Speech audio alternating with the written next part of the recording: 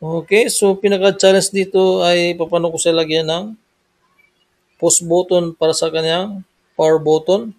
So hindi ko alam kung saan nakalagay.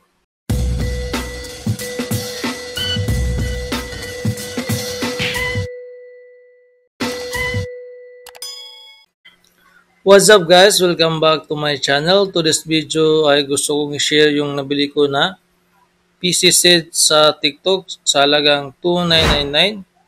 Isang kasamang monitor, mousepad, keyboard and mouse, headphone and system unit. Bali, ang tanong dito ay bakit ko siya binili? Balak ko siya gawing pisonet kasi nakita ko na mura siya. And bago ako nag-decide ay tininan ko muna yung specs. Ang kanyang specs guys ay Core i3 4th Gen. So kung tingnan nyo medyo mababa talaga yung kanyang specs. Pero bago ko nag-decide na bilhin ito ay tinignan ko muna yung mga requirements ng Roblox pati Crossfire. Kasi sa aking pisonet ay yan yung pinaka-common o madalas na nilalaro ng aking mga client ay ang Roblox and Crossfire. Bali, after ko makita yung specs ay pasok ang kanyang specs. So, ibig sabihin ay kaya niya maglaro ng Roblox pati Crossfire. Pero sa binili ko nito, ang gagawin ko ay gawin ko siyang pisonet na ilagay ko sa table box o tabletop box sa tawag doon o tab box. Yung may square na kahon tama ba? Basta yung kahon na doon ko ilalagay ito. Bali, ang plano ko guys ay buksan ko ito. Eh, hindi ko rin alam kung anong maganda gawin. Tanggalin ko yung sa loob nito or baka hindi na lang. Tapos buksan ko na lang ito. Tingnan natin guys kung anong laman ito. Yan. Kung pwede ba natin gawing pisonet. So, screw. Tinanggal ko ito kanina. Yun. Yan siya. Okay. So, ito ang power supply. Cooling fan. Nandito yung processor. Tapos mayroong RAM and hard disk. So, ang specs nito guys ay Core i3 4th Gen. Meron 8 GB. Tapos meron siyang 520 na SSD na hard disk. So, hindi ko alam kung tama ba talaga na 520 gig. Kasi yun ang nakalagay sa kanyang specs. So, mura lang guys no? Sa halagang 299 ay makabili ka ng PC set. So, kung gusto nyo gawin itong pisonet ay tingnan natin kasi plano ko siya gawing pisonet. Bale, dahil mababa ang specs, kailangan ko mag-install ng Windows na Superlight.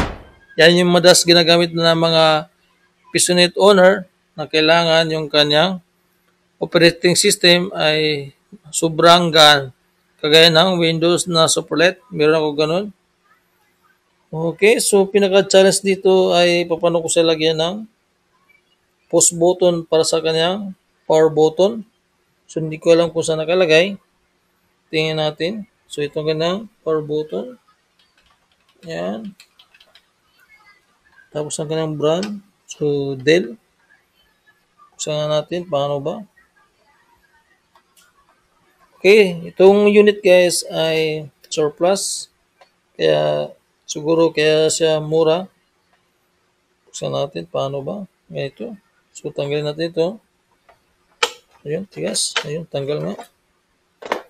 Tapos ito. Yan. And nasa kanyang guide. Nabasa ko dito eh. Tingnan natin. Tapos, ayan. Ayun, mataas siya. Okay, ito kanyang hard disk. Tanggalin ko na ito, yung kanyang cord. Ayan. Okay, tanggal na. Okay, so tingnan natin yung kanyang power supply. So, ito guys, speaker yan. Mini speaker. Ibig sabihin, meron siyang mini speaker. Okay. Yan, galing dito. So, ito kanyang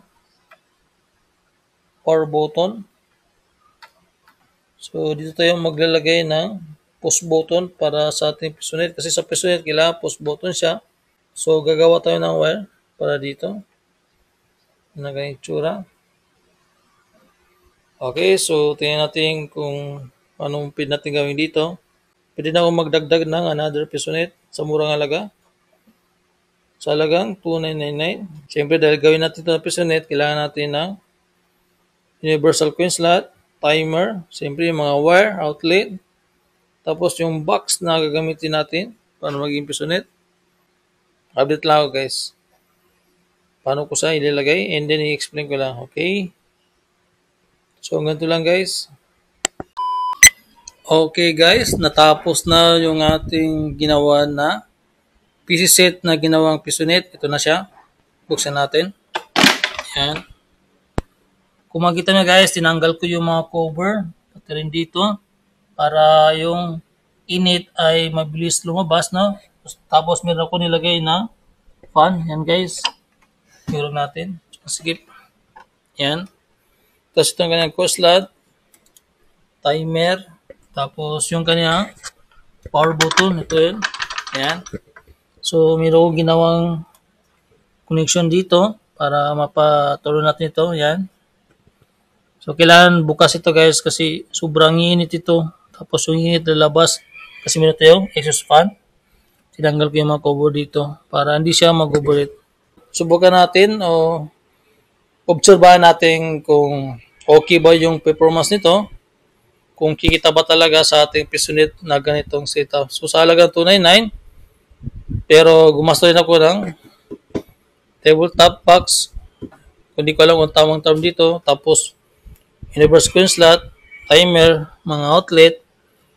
Siyempre, kailangan natin gumasto para sa pag-build ng pistonet. So, yan. Hopefully guys, no, nagkaroon kayo idea na pwede pala gawing pistonet yung mga surplus ng mga computer. Pero hindi ko alam yung light span kung tatagal ba. Okay, so ganito lang guys, no. Thank you for watching.